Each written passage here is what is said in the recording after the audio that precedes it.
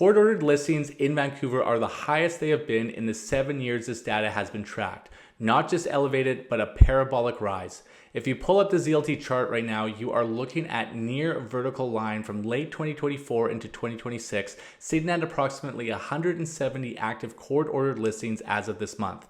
That number was 20 in the mid-2023 range, and this is not a surprise. 2026 is the year the mortgage renewal tsunami hits the hardest. Homeowners who locked in at those historic lows of 2020 and 2021 are now sitting across the table from their lender facing an average payment increase of 15 to 20% on renewal. And for a subset of those borrowers, those who stretch the furthest at the lowest rates with higher price points, we're talking payment shock as high as 35%.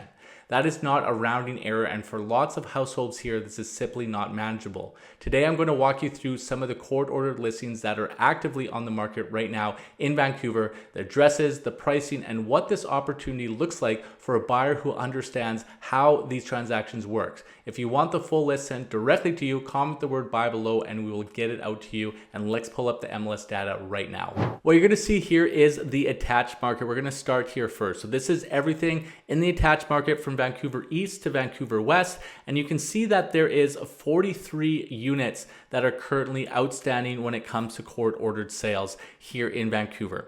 And when we open this up here, we're just going to go from price. I'm going to share a couple properties with you just so that you get an understanding of what this looks like, what kind of properties are being listed, because it doesn't just mean that of a court-ordered sale that is going to be, a property that is horrendous. In some cases, absolutely they are. But in this one example that I'm going to show you, this is actually looks like a development that has gone under and the remaining units are now being sold.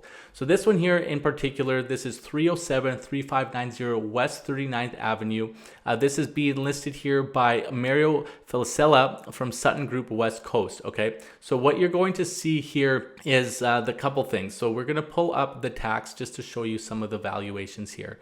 So this is actually assessed at $2.438 million from BC Assessment, and you can see that they are currently running this right at the $2 million mark. So just on assessment alone, take it for what it may be, you have a $400,000 buffer, and these are all the things as a buyer right now. When you hear the terminology, don't catch a falling knife, things of that nature. When you are buying here, you want to be able to insulate you. So one of the markers that we can look at is assess value. How much further down or up are you to see if you can build in some of that insulation. So let's go and look at some of the specs here. So this is a 2024 build, a 3-bedroom, 2-bath, 2-story style home. So that's interesting with the floor plan. 1,755 square feet. So this is quite a large of a unit. $951.12 is your strata fee. Actually not too high, specifically to how large the unit is. This is all based off unit entitlement. The larger the unit that you have, the more strata fees that you're going to have. So pets allowed, rentals allowed.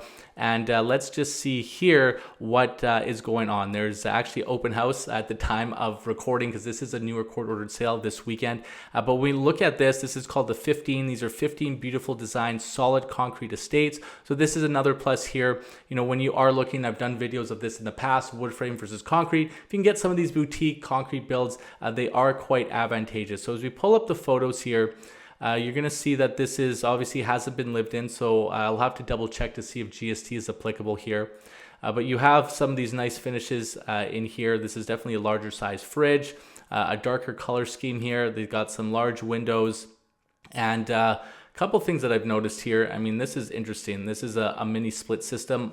Clearly, they haven't run the HVAC unit through the ceiling. So instead of having forced air conditioning through vents, you're having these split systems. Usually they put them on the ceiling just so that you can actually put furniture around here. So that's a little bit of an interesting play. And then I can see that they have electric baseboard heater. So, because this is going in receivership, when I see things like this with the split system, even with the baseboard heater, I was wondering if possibly they were having some issues during the build and were starting to reduce things on cost to save themselves. Because for something that, if you're going through the trouble of building this entirely in concrete, and this looks to be more of a high-end luxury standard, it is interesting interesting having baseboard heaters, and you can just see in this room here, really like what can you put around there. That is an interesting play with all of that there. But you know, the bathrooms here, a lot of tiling, medicine cabinets here, really nice millwork. They use some really nice features here. Just some other things are a little bit interesting that you don't necessarily see too often. I know that they mentioned a split level, so it has some patio space here. They have their own hot water tank, which is, you know, you don't normally have that in a condo. Usually you're coming from a boiler, so you do have your own hot water tank. And then again here, you know, apartment size washer and dryer. In a property that you're paying $2 million for, I would like to see full-size washer and dryer appliances in here. And that is what it looks like as a whole. So they have this, you know, courtyard style. It seems as if you actually come outside. You come out of the elevator and you enter your unit from a corridor. So that's interesting. So let's bring up this floor plan here. So 1755, so it is on 2 floors. So you enter off here. You have 1 bathroom with your living and dining, a flex space. And then where are the stairs? The stairs are here right around the corner. So, you know, if you have some mobility issues, or you have people in your family that have mobility issues, this may be an issue for you, because all the bedrooms are upstairs. There's no bedroom on the main floor, so you do need to go up. So this is an interesting type of condo. I guess this is built maybe as a townhouse, multi-level, you know, 12'4" by 9'9" primary bedroom. 11'10", 9'10", and then this bedroom here is quite small, 9'8" by 8. So, you know, they packed this in. I think if this was all on 1 floor, it would have had a much bigger impact overall on the unit itself. But this is what we have here, and you can see that this is recently listed, and there are other units available in this unit itself. I know if I go to the documents page, they do have a price list, so you can see that I'm not sure what year this was actually taken in accordance, but you can see that this is one of the premier units at 1.99. I know that unit 308 is also available as well. So this is what you have in terms of something that you may not assume will be available. One thing, when you are buying a court-ordered sale, it is nice to know that no one is actually living in there right now. You can see that it is currently vacant, and it does not include GST. So there's going to be a 5% GST on here unless you can negotiate that into your offer. But one thing to keep in mind, if you're thinking of going this route, sometimes the creditors will allow the homeowner to stay into the home for the entirety of the process.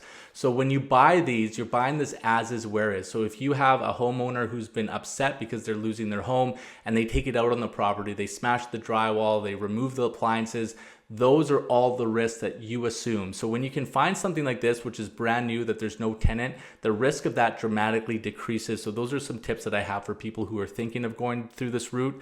Again, as a refresher, just because this is listed at 1.99 million, even if you gave them full asking price right now, it does not mean that you will solidify the deal. What happens in this process is that an offer needs to come and be presented to the creditors. The creditors allow it. It then triggers a court date. Once it triggers that court date, then anyone can again offer on that property a secondary time. So even if you give them full ask offer, it goes to court, whatever it may be, 30 days, 60 days, whenever they get the court date, someone may be able to outbid you. So it doesn't necessarily mean that you have that. And keep in mind, once the deal is done, the deal is done. So a lot of times you don't have time for the due diligence to get an appraisal done perhaps. So you need to be really conscious of that. Be talking with your lender. Usually court-ordered sales are really good for people who have, may not need a mortgage on a property, that can assume some risk. Also have some cash on hand just in case things go sideways here.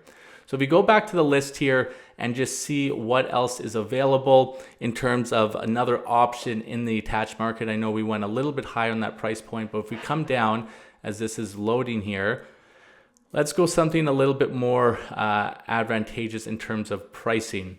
So as this loads here, of course, this is going a little bit slow. Let's look at something. And there's a lot on Vancouver's west side here. Again, this is the same sort of project, 3590.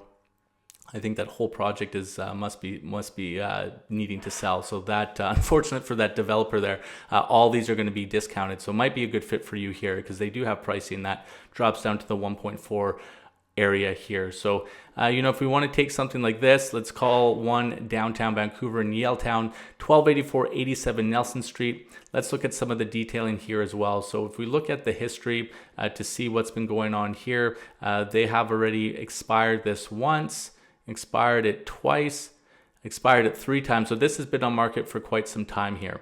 And when we look at whose listing this is a Simon Clayton McDonald Realty, First National Financial, and this one here, if we look at the tax estimate, just to see what, again, we talk about those buffers, it's about $100,000 under assessment. So this is a 2-bedroom, 2-bath, in Yaletown, under $1 million, 872 square feet. So, a little bit on the smaller side. I'd like to see it be at least 900 square feet. But again, this thing has been decreasing in price point, and there could be a really good chance that you're getting some extended value. So this one, new, just like the one that we saw before, some really nice finishes in here. Lots of windows, a little bit funky with that curvature in there. You got this pillar right in your living space as well. But again, depending on what the ultimate price is on this, this could be something of good value. But you can see that there clearly is somebody living in here as well. So in this one here, $637 a month in terms of your strata fee. It is owner occupied right now, but it does seem from the photos, you don't know when those photos were taken, that it has been taken care of. One thing I'd like to look at is just the history, because perhaps what happened when you see how many times this got dropped, was this from the creditor or was it from the owner? And you can see here in 2024, there's a long history here that it's been on and off the market. When was the last time? So it was purchased for 1.25 in 2020. Then it went back to market about a year and a bit later at 1.6. And you can see here with the history, it just continued to go on and terminated. So likely this homeowner needed to sell, was unable to sell, possibly with the increases in rates. And they will be at a loss, because we can see closed at 1.25, around $250,000 underwater already.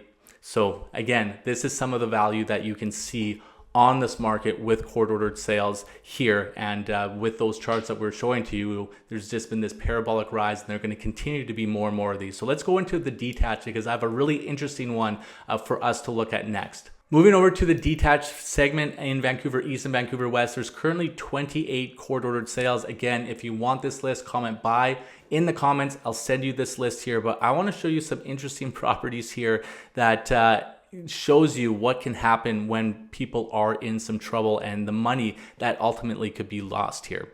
So this is the one here that I want to show you here. It is 3838 Cypress Street. This is a high-end duplex in Shaughnessy. And right now you can see it is listed at $3.75 million. You have a cool $63,665 annual tax bill, but it's on an area of 1.1 acres. So this is an estate. This is a historic build, a 1912 estate in the heart of Shaughnessy. This is listed by Engel and Volkers and called Green Croft Estates. But this is, before I show you the shocking numbers here, this is what you're going to see. This was renovated about 20 years ago. Obviously some beautiful architecture if you like character. This is definitely up my alley.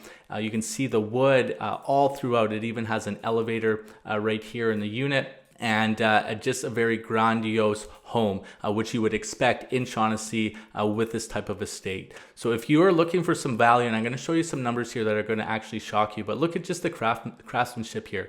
These cylindrical ceilings, cylindrical walls with windows, a beautiful place that you can definitely move into. And it does seem, as we look here, it is vacant, so nobody's in here as well. So this is where things get a little bit crazy. So what I'm going to show you here is just the history of the property. And you can see here, listed at 3750, may not shock you, but as we scroll back down here, this is where things get a little bit insane. So this was closed in 2007 for $4.188 million. So we're going back almost 20 years now, and it's asking less than what it was purchased for 20 years ago. And there was a renovation done. Let me just see, a renovation done in 2004 as well. So you can see with what was done here, I would say that on a home of this size, probably multi-7-figure renovation here. So, 4.1, even if you round it up to 5 million, they're already about a $1.25 million loss on this, minus realtor fees, minus property transfer tax and all that. This is where it gets crazy. 2013, this was brought into market for $35 million.